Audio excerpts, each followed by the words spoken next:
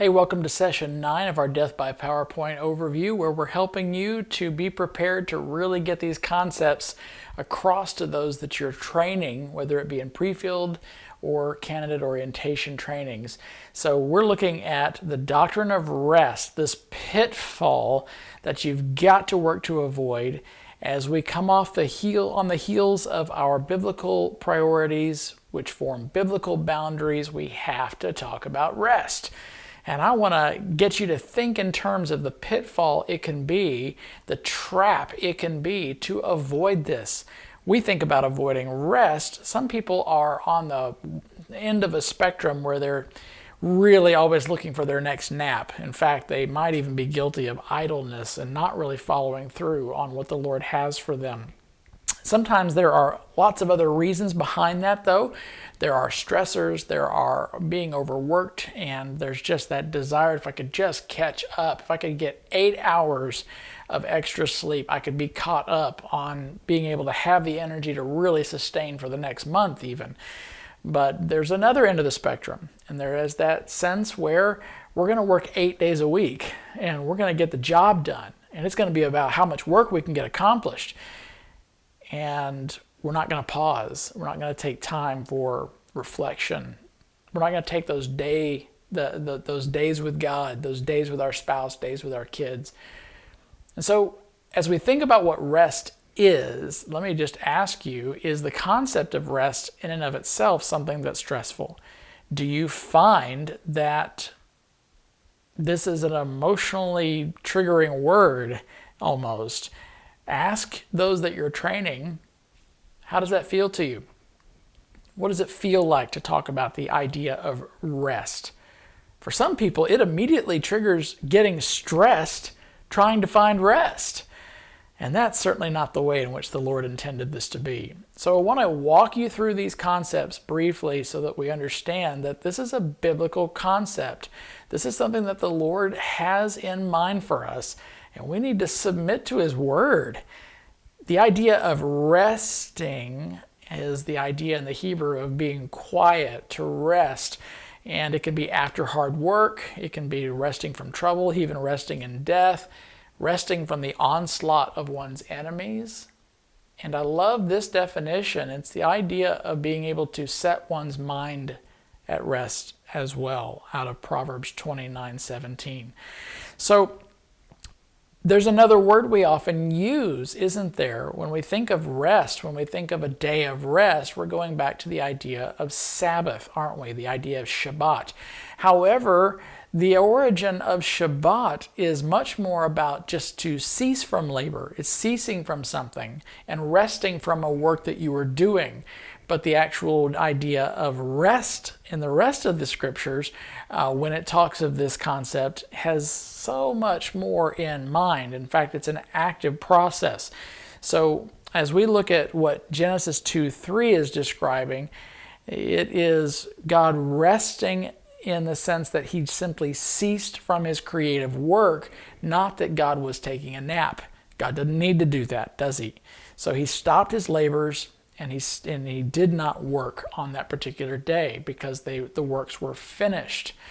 So then He creates this day for us in which He desires that we would do no work, that we would cease from our labors. But the idea is that the Sabbath is made for man, not man for the Sabbath. It's intended for us to do something with it.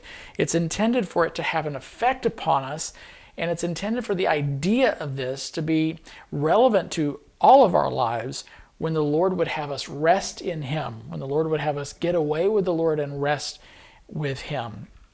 I want you to see that these are concepts that are biblical, that we can receive this as a gift from the Lord, not as something to feel guilty over from the Lord or before the Lord. And we have to follow Him in this. But the idea is this, a Christ follower, as well as a missionary, you have to discern what the Lord is saying, when the Lord is saying to cease from labor. It's enough. Think about that. Ask the team of people that you're training, how do we know when enough is enough? How do we know when it's time to stop working? Is the work of missions really ever done? How does that make you feel, knowing that there's so much work to be done and yet there's only so much work that you can do. Where's the balance of these concepts? Do you trust the Lord with all that is beyond your capability, all that is beyond your physical strength? Do you see that we're dependent on Him for all of it?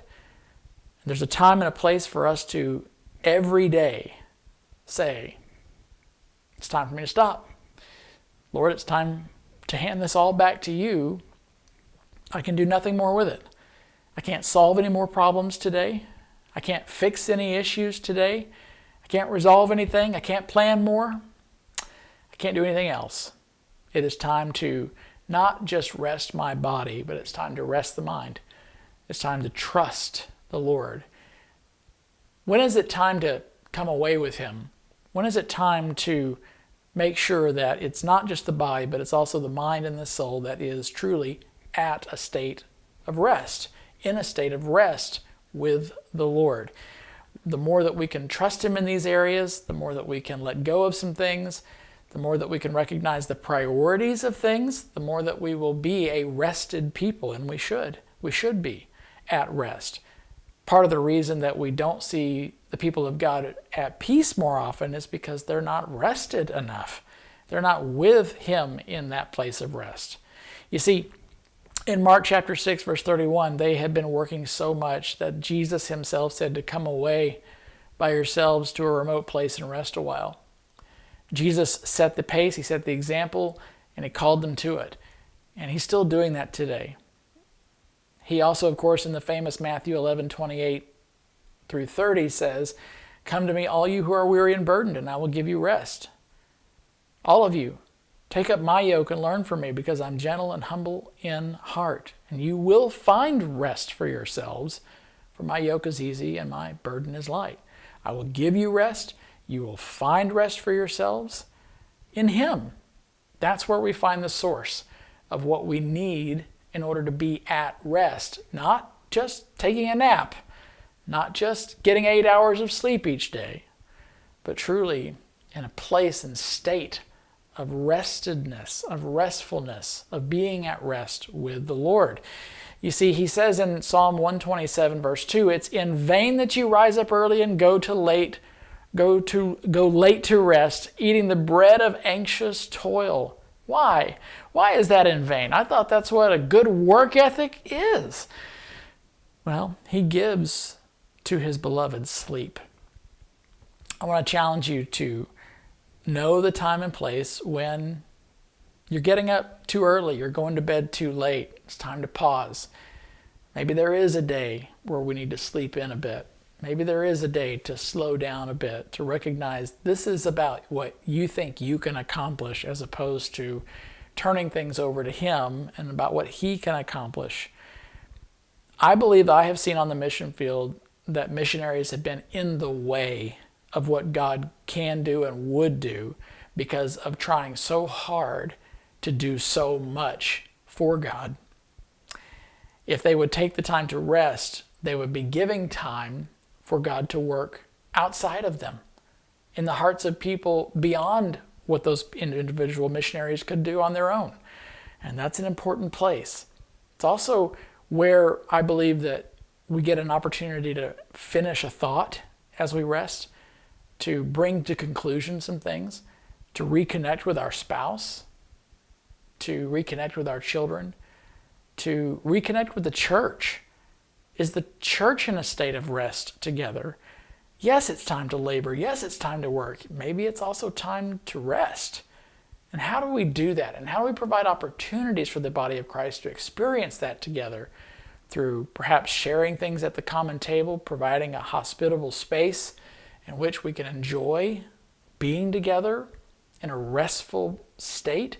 I remember there was one particular time as a pastor where someone came into the church service and had been working so hard, 6 days a week, had Sunday off, was sitting in church, I'm preaching, he falls asleep.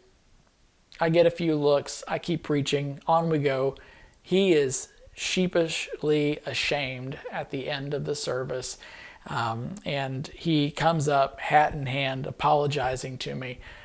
You know, this verse came to mind. He gives good sleep to those he loves, or he gives to his beloved sleep. I happen to think that what a beautiful thing it is that a man who's working so hard to try to provide for his family found the house of the Lord a place where he could be at rest in his soul. It wasn't just about being tired physically. It was about being at peace and at rest amongst the brothers and sisters that he had in the Lord. And what a good thing to be hearing while you're resting is the word of the Lord in your ears. Now, don't think I'm advocating that we all take naps during church. Of course not. But in that man's particular case, this is what he needed. He needed to find rest in the Lord that day.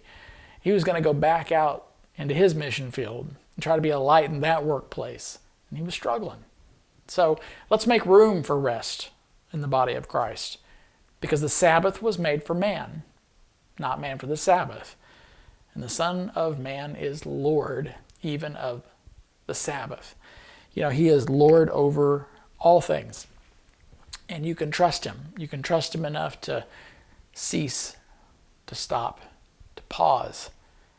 You can trust him that he's the Lord who doesn't slumber or sleep or grow weary or tired.